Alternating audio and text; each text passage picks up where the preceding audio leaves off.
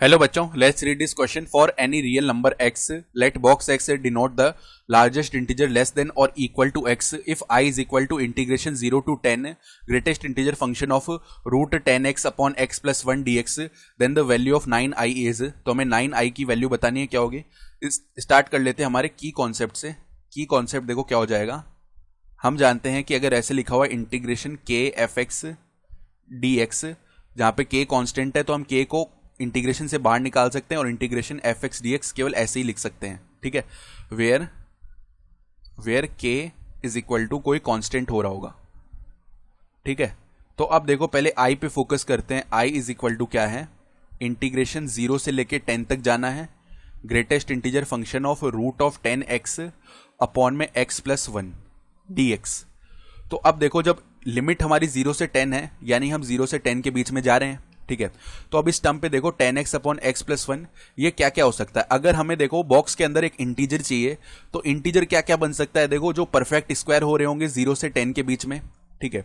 तो 0 से 10 के बीच में देखो क्या क्या हो सकता है। एक तो 1 हो सकता है, एक 4 हो सकता है, एक 9 हो सकता है, ठीक है। ये तीन ही ऐसे परफेक्ट स्क्वायर हैं जो 0 से 10 के बीच में आ रहे हैं, ठीक है।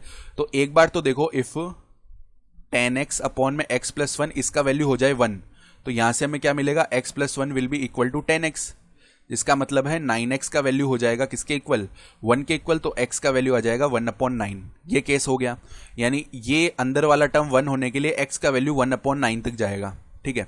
फिर सेकंड केस हो सकता है इफ 10x अपॉन में x प्लस 1 किसके इक्वल आ जाए, 4 के इक्वल।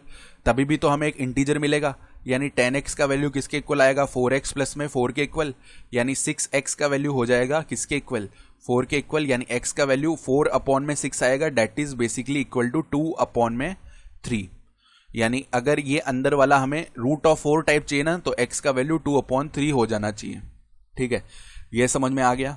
फिर उसके बाद में क्या हो सकता है, 9 हो सकता है। तो इफ 10x अपॉन में x plus 1 is equal to हो जाए 9, क्रॉस मल्टीप्लाई कर लो, तो 9x प्लस में 9 का वैल्यू हो जाएगा 10x के इक्वल, यानी x का वैल्यू डायरेक्टली आ जाएगा 9 के इक्वल।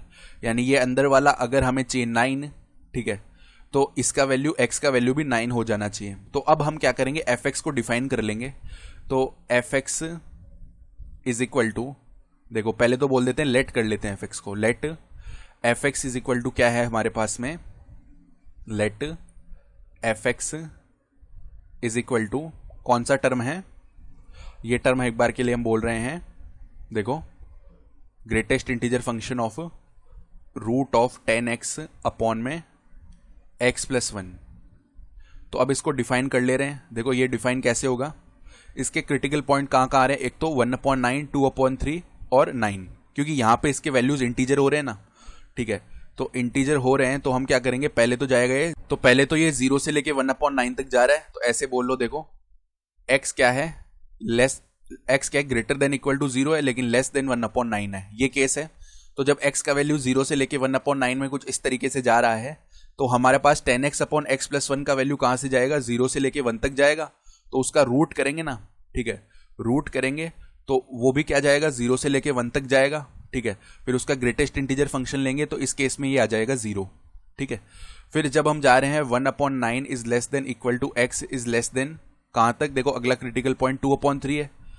तो जब हम 1/9 से 2/3 तक जा रहे हैं तो 10x अपॉन x प्लस 1 का वैल्यू 1 से लेके 4 तक जा रहा है, 1 से लेके 4 तक जा रहा है। तो स्क्वायर रूट करेंगे तो 1 से लेके 2 तक जाएगा स्क्वायर रूट, और उसका ग्रेटेस्ट इंटीजर फंक्शन लेंगे तो 1 और 2 इनके बीच का ग्रेटेस्ट इंटीजर फंक्शन, यानी प्रीवियस वैल्यू 1 ही तो है, तो 1 आ जाएगा, ठीक है। फिर थर्ड केस जब 2/3 is less than equal to x is less than what, 9 है, ठीक है। तो इस केस में देखो हम कहां से कहां तक जा रहे हैं। इस केस में हम बोल सकते हैं कि देखो 2/3 से लेके 9 तक जा रहे हैं, तो 10x अपॉन x प्लस 1 का वैल्यू 4 से लेके 9 तक जा रहा है। इसका स्क्वायर रूट करेंगे तो 2 से लेके 3 तक चला जाएगा, ग्रेटेस्ट इंटीजर फंक्शन 2 आ जाएगा। और फाइनल केस देखो बस इतने ही केस होंगे क्या, क्योंकि हम कहां से कहां तक जा रहे हैं, 10 तक जा रहे हैं ना।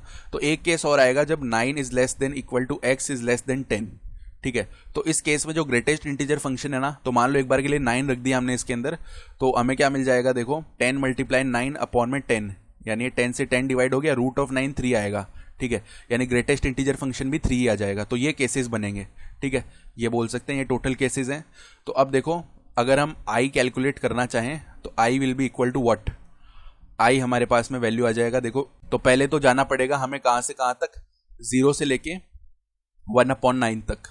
तो 0 से लेके 1/9 तक जो एफ एक्स का वैल्यू है वो क्या है, इसमें 0 ही है, तो 0 dx लिख लिया, प्लस में इंटीग्रेशन ऑफ 1/9 से लेके चले जाएंगे 2/3 तक।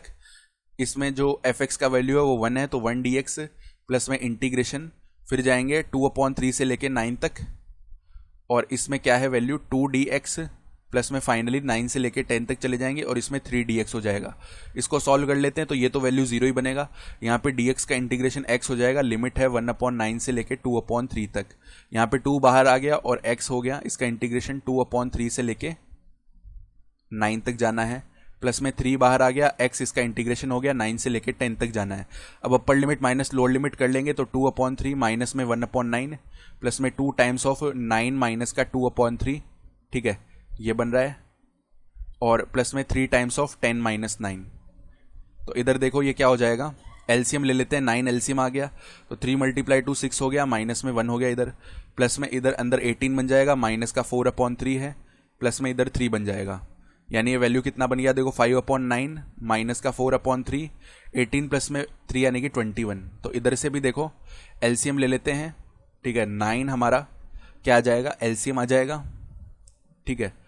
तो 9 जब एलसीएम आ गया हमारे पास तो क्या बनेगा, 5 माइनस 3 × 4 यानी कि कितना हो जाएगा 12, प्लस में इधर आएगा 9, इधर आएगा 18 यानी 189 आ जाएगा, ठीक है। तो कुल मिला के वैल्यू कितना बनेगा देखो, 5 माइनस 12 कितना होता है, माइनस का 7, और 189 माइनस 7 यानी 182 अपॉन में 9 हो जाएगा। हमें वैल्यू चाहिए किसका, 9i का, तो 9i का वैल्यू देखो कितना बन जाएगा, 9 से 9 डिवाइड होगा तो ये 182 बन जाएगा। ये रिक्वायर्ड आंसर है इस क्वेश्चन के लिए। I hope you understood this explanation. Best of luck.